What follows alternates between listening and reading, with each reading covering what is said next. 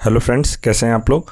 तो friends, BPSC TRE 4 का preparation आप लोग अगर कर रहे हैं तो यह क्लास आप सभी स्टूडेंट के लिए काफ़ी इंपॉर्टेंट होने वाला है, क्योंकि आज के क्लास में हम लोग पॉलिटी का तीसरा चैप्टर पढ़ेंगे और इस चैप्टर से आपको 2 से 3 प्रश्न एग्जाम में 100% गारंटी के साथ मैं कहता हूँ आएगा। और इससे बाहर प्रश्न नहीं आएगा, क्योंकि टीआरई 4 में एनसीईआरटी से ही ज़्यादातर प्रश्न पूछा जाता है। और हम लोग कल के क्लास में 2 चैप्टर यानी दूसरा चैप्टर को पढ़े थे। अभी तक पॉलिटी में 2 चैप्टर कंप्लीट हुआ है। आज हम लोग तीसरा चैप्टर पढ़ेंगे, संविधान की प्रस्तावना। और अगर यह क्लास अगर आप अच्छे से देख लेते हैं तो आपका इसी वीडियो से 2 से 3 नंबर कंफर्म हो जाएगा। तो आप लोग वीडियो के अंत तक जरूर बने रहिएगा, वीडियो को बिल्कुल भी स्किप ना करें।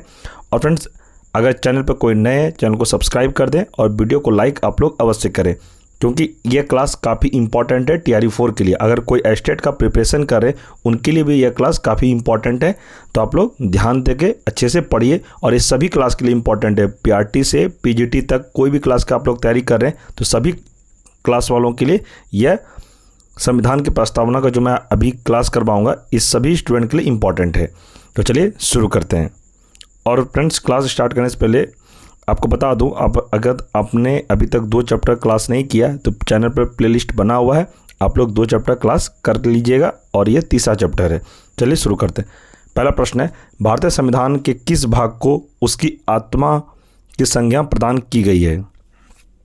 सही आंसर है प्रस्तावना को। नेक्स्ट है, संविधान निर्माताओं ने किस पर विशेष ध्यान दिया था? तो यह है प्रस्तावना पर। नेक्स्ट है, भारत के संविधान की प्रस्तावना किन शब्दों से शुरू होती है? सही आंसर है हम भारत के लोग। इंपॉर्टेंट है, ध्यान रखिएगा। आगे है, भारत किस प्रकार का राष्ट्र है? तो भारत धर्मनिरपेक्ष राष्ट्र है। आगे है, धर्मनिरपेक्ष का अर्थ क्या है? तो धर्मनिरपेक्ष का अर्थ है सभी धर्मों का महत्व स्वीकार करना। नेक्स्ट है, भारत एक धर्मनिरपेक्ष राज्य है, इसका मतलब है कि भारतीय राज्य किसी निश्चित धर्म का समर्थन नहीं करता। इसका यही आंसर होगा।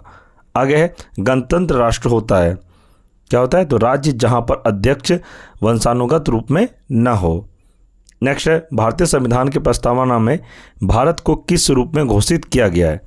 सही आंसर एक प्रभुत्व संपन्न समाजवादी धर्मनिरपेक्ष प्रजातांत्रिक गणराज्य। आगे प्रश्न है, भारत एक गणतंत्र है, इसका क्या अर्थ है? इसका अर्थ है भारत में वंशानुगत शासक नहीं है। नेक्स्ट है, कौन सा शब्द भारत के संविधान की उद्देशिका में नहीं है? सही आंसर लोक कल्याण। आगे प्रश्न है, कल्याणकारी राज्य का उद्देश्य क्या है? तो यह है कमजोर वर्गों के कल्याण का प्रबंध करना। नेक्स्ट प्रश्न है, भारत को एक गणराज्य मुख्य रूप से माना जाता है क्योंकि राज्य अध्यक्ष का चुनाव होता है। आगे प्रश्न है, भारतीय संविधान में समवर्ती सूची किसके संविधान से ली गई है? सही आंसर है ऑस्ट्रेलिया से ली गई है। नेक्स्ट है, भारत में लौकिक सार्वभौमिकता है क्योंकि संविधान की प्रस्तावना प्रारंभ होती है। सही आंसर है हम भारत के लोग शब्दों से। याद रखिएगा, इंपॉर्टेंट प्रश्न है। जितने भी इसमें मैं आपको प्रश्न करवा रहा हूँ सभी टीआरई 4 के लिए इंपॉर्टेंट है। आगे है, भारतीय संविधान की प्रस्तावना में जिन आदर्शों एवं उद्देश्यों की रूपरेखा दी गई है उनकी आगे व्याख्या की गई है। मूल अधिकार, राज्य के नीति निर्देशक सिद्धांतों एवं मूल कर्तव्यों में। आगे प्रश्न है, किस वर्ष भारत एक प्रभुत्व संपन्न प्रजातांत्रिक गणराज्य बना? तो यह हो जाएगा 1950 में बना था।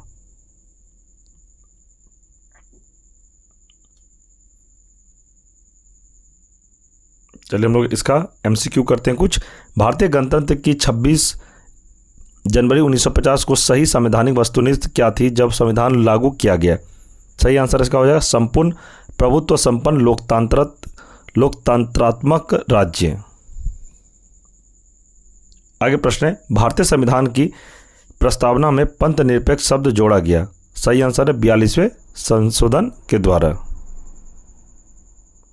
नेक्स्ट है, संविधान में हमारे राष्ट्र का उल्लेख किस नामों से किया गया है? सही आंसर है भारत तथा इंडिया। आगे प्रश्न है, भारतीय संविधान की प्रस्तावना में निम्नलिखित में से किस स्वतंत्र का वर्णन नहीं है? सही आंसर आर्थिक स्वतंत्रता का।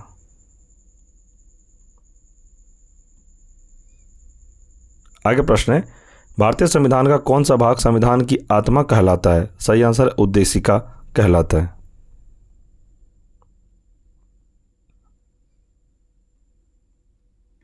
आगे प्रश्न है, अब तक भारत के संविधान उद्देशिका में कितनी बार संशोधन किया जा चुका है?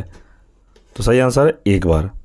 भारतीय संविधान की उद्देशिका में परिवर्तन किस संशोधन अधिनियम में किए गए थे? तो सही आंसर इसका 42वां संशोधन अधिनियम 1976।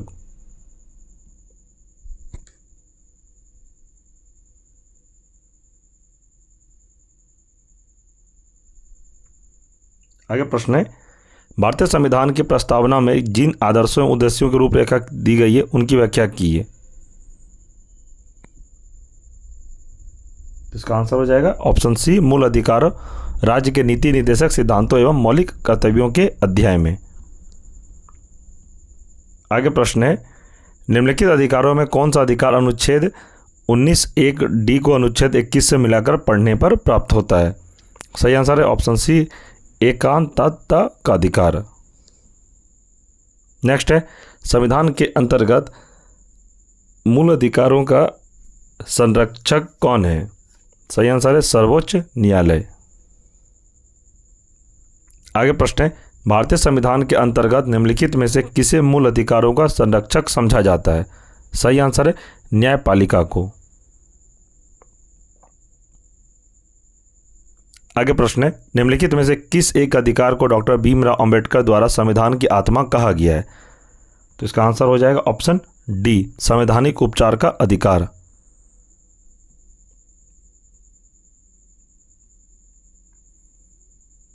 चलिए आगे प्रश्न है, प्रस्तावना का वह प्रावधान जो सभी वयस्क नागरिकों को मतदान का अधिकार प्रदान करता है क्या कहलाता है?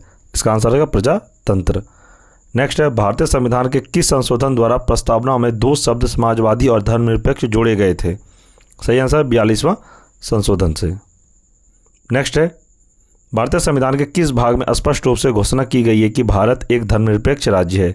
सही आंसर संविधान की प्रस्तावना में। नेक्स्ट है, संविधान के किस प्रावधान द्वारा अस्पृश्यता का उन्मूलन किया गया है?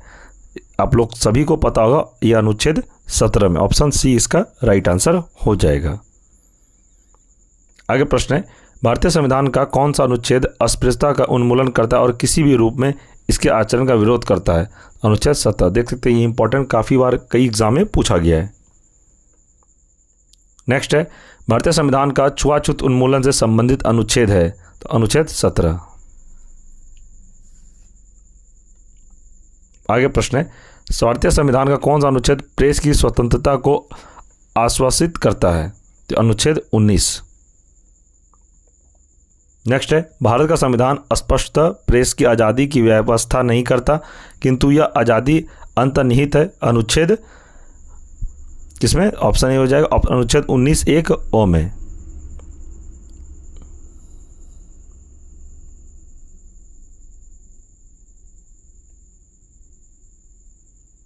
आगे प्रश्न है, निम्नलिखित में से कौन सा मौलिक अधिकार नहीं है? तो मौलिक अधिकार नहीं है, इसका क्या आंसर हो जाएगा? ऑप्शन सी, संपत्ति का अधिकार। यह मौलिक अधिकार के अंदर नहीं आता है।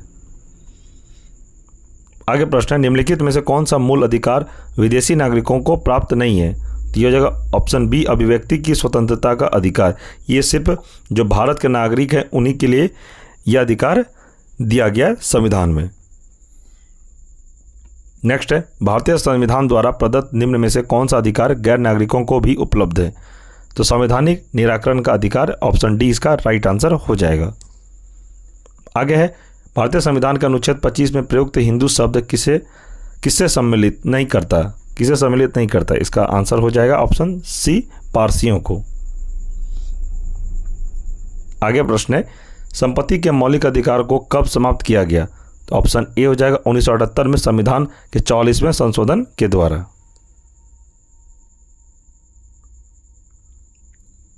आगे प्रश्न है, किस संशोधन के द्वारा संपत्ति का अधिकार समाप्त किया गया?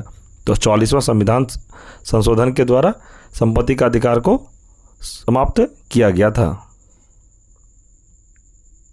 आगे प्रश्न है, भारतीय संविधान के 44वें संशोधन के मौलिक अधिकारों के श्रेणी से निम्नलिखित में से किस अधिकार को हटा दिया गया? यह जगह संपत्ति का अधिकार को हटा दिया गया। नेक्स्ट है, वर्तमान समय भारतीय संविधान के अंतर्गत संपत्ति का अधिकार है क्या है, तो ये हो जाए ऑप्शन बी वैधानिक अधिकार। नेक्स्ट है, जिस संविधान संशोधन से नागरिकों से संपत्ति के अधिकार का मूल अधिकार की सूची से निष्कासन किया गया है वह क्या है, ऑप्शन सी 44वां संशोधन यानी कि 44वां। नेक्स्ट है, भारतीय संविधान की प्रस्तावना में प्रयुक्त समाजवाद शब्द को निम्नलिखित किस अनुच्छेद के साथ मिलाकर पढ़ने से सर्वोच्च न्यायालय को समान कार्य के लिए समान वेतन को मौलिक अधिकार परिभाषित करने की शक्ति प्राप्त हुई है? ऑप्शन डी इसका राइट आंसर हो जाएगा, अनुच्छेद 14 तथा 16।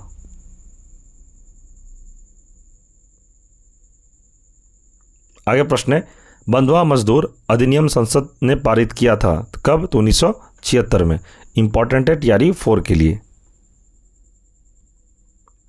आगे प्रश्न है, जोखिम भरे उद्योगों में बाल श्रम का उपयोग निषिद्ध किया गया, तो ऑप्शन डी हो जाए उपयुक्त सभी। भारत के संविधान द्वारा 10 दिसंबर 1996 के सर्वोच्च न्यायालय के निर्णय द्वारा, संयुक्त राष्ट्र के चार्टर के द्वारा, तो इसका ऑप्शन हो जाएगा डी उपयुक्त सभी। आगे है, भारतीय संविधान की प्रस्तावना के अनुसार भारत के शासन की सर्वोच्च सत्ता किसमें निहित है, तो यह हो जाएगा जनता में निहित है। तो फ्रेंड्स, पॉलिटी का आज हमारा तीसरा चैप्टर कंप्लीट हो गया और कल की क्लास में हम लोग पॉलिटी का चौथा चैप्टर करेंगे, जो चैप्टर का नाम है संविधान की विशेषता। ये चैप्टर हम लोग कल के क्लास में करेंगे। और फ्रेंड्स, ये क्लास आपको कैसा लगा वीडियो में आप कमेंट करेंगे। क्लास अगर आपको अच्छा लगा तो वीडियो को लाइक करें, और अगर चैनल पर कोई नए हैं तो चैनल को आप लोग सब्सक्राइब जरूर कर दें। और ये क्लास जो मैं आपको अभी करवाया, ये टीआरई 4 के लिए काफ़ी इंपॉर्टेंट है और यहीं से प्रश्न आपको एग्जाम में पूछा जाएगा। ये 100% गारंटी है, आपको मैं दे रहा हूँ। अगर आपको ये क्लास समझ में नहीं आया, दोबारा रिपीट करके हेडफोन लगा के बस आराम से सुनिए, आपको सुनकर याद हो जाएगा। पीआरटी में आपको पता होना चाहिए कि पॉलिटी से कम 10 से 12 प्रश्न रहेगा, ही 13-14 भी रह सकता है, और यहीं से प्रश्न को पूछा ही जाएगा, कंफर्म है। क्योंकि टीआरई 3 तक मैंने देखा है कि जो क्लास में आपको करवा रहा हूँ ऐसे ही प्रश्न डायरेक्ट पूछा गया है। आप ये क्लास करने के बाद आप ज़रूर प्रीवियस ईयर क्वेश्चन का लगाएंगे, आपका एक भी प्रश्न नहीं छूटेगा। इससे पहले जो मैंने 2 चैप्टर कंप्लीट करवा दिया है, चैनल पर प्लेलिस्ट बना हुआ है, आप लोग पहला और दूसरा चैप्टर पॉलिटी का क्लास ज़रूर कर लीजिएगा, ताकि दोनों चैप्टर से अगर प्रश्न एग्जाम में पूछा जाए तो आपका प्रश्न एक भी मिस ना हो।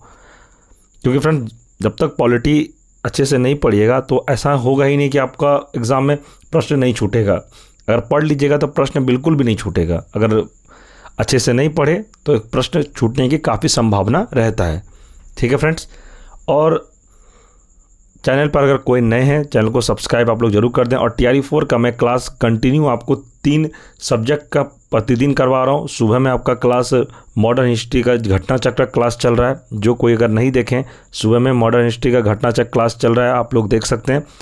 दोपहर में आप सभी के लिए ज्योग्राफी का एनसीईआरटी क्लास हो रहा है, और इस टाइम पर भी यानी रात में 8 साढ़े 8 बजे जो मैं आपका क्लास करवाता हूँ, इसमें पॉलिटी का हो रहा है। तो तीनों सब्जेक्ट चल रहा है, आप लोग अच्छे से क्लास करिए। और जितने भी मैं कंटेंट दे रहा हूँ ये सभी टीआरई 4 के लिए महत्वपूर्ण कंटेंट है, और बीपीएससी में बार बार पूछा जाता है, यही सब प्रश्न है। इसीलिए आप लोग टेंशन फ्री होकर तैयारी करिए। आप लोगों के लिए क्या बेस्ट है, बेस्ट से बेस्ट मैं आपको देने की पूरी कोशिश कर रहा हूँ। आप लोग को पता नहीं होगा, बट मुझे पता है कि आपके लिए क्या ज़रूरी है अभी एग्ज़ाम के लिए। ये टीआरई 4 और एस्टेट दोनों के लिए इंपॉर्टेंट क्लास में करवा रहा हूँ, दोनों कंबाइंड है। ये ऐसा नहीं कि सिर्फ टीआरई 4 में ही यही सब प्रश्न आएगा, इसमें एस्टेट का भी यहीं से प्रश्न पूछा जाएगा। और आप लोग जो भी फ्रेंड सर्कल में कोई भी हैं, उनको आप यह वीडियो का लिंक अवश्य शेयर करें, ताकि जो भी टीआरई 4 का प्रिपरेशन कर रहे हैं उनको काफ़ी हेल्प मिले। और फ्रेंड्स, अच्छे से आप लोग तैयारी करिए। मैं डेली आप लोगों के लिए 3 सब्जेक्ट का क्लास करवाता रहूँगा। जैसे कंप्लीट होगा और भी सब्जेक्ट हैं उनके एमसीक्यू करवाना है, और जो भी महत्वपूर्ण कंटेंट होगा सभी मैं आपको प्रोवाइड करवाऊंगा और क्लास भी करवाऊंगा। बिहार एचसीईआरटी बुक का मैंने 2 चैप्टर का क्लास लिया था ज्योग्राफी का, तो आपका काफ़ी अच्छा रिस्पॉन्स मिला।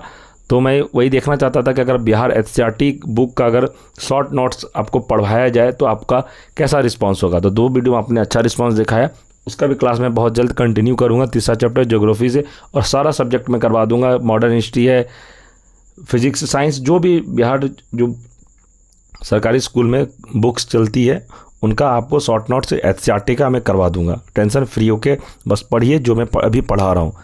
आगे क्या कैसे पढ़ाना और क्या आपको प्रोवाइड करवाना है वो मेरे पे छोड़ दीजिए।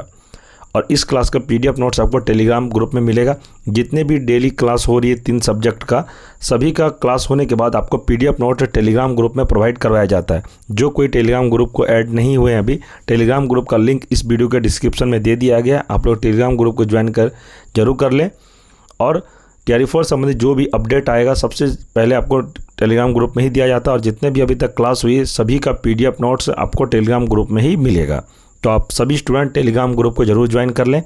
और आपको कोई डाउट हो, कुछ भी हो तो आप कमेंट करें, आपके हर कमेंट का जवाब दिया जाएगा। ठीक है फ्रेंड्स, वीडियो आपको पसंद आए तो वीडियो को लाइक करें। जो चैनल पर नए, चैनल को जरूर सब्सक्राइब कर दें। सब्सक्राइब करने में इसलिए कहता हूँ ताकि जब भी चैनल पर क्लास अपलोड हो, क्लास करवाया जाए तो सबसे पहले आपको नोटिफिकेशन मिले। ठीक है फ्रेंड्स, चलिए मिलते हैं हम लोग अगले क्लास में। तब तक के लिए जय हिंद, जय भारत।